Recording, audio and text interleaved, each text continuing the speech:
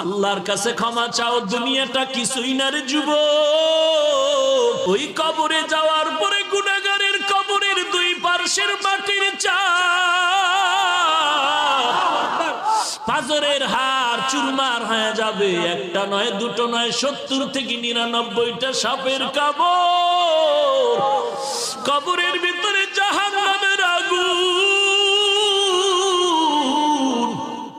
এরে বান্দা, এখনো কি আল্লাহর রাস্তায় ফিরে আসবি না? আল্লাহ দেখায় দেয় দুনিয়ার বিল্ডিং এর আগুনে কত যুবকের লাশ, আর চিৎকারের আওয়াজ, বাঁচাও বাঁচাও। একটু চিন্তা করে দেখ, যখন আগুন লাগছিল শরীরের মধ্যে তখন ওদের কেমন লাগছিল, অবস্থাটা কেমন হয়েছিল। ওরা যখন আগুনের মধ্যে সবাই জানালা দিয়ে হাত দিয়ে কয়, কে আছো, আমাদের বাঁচাও।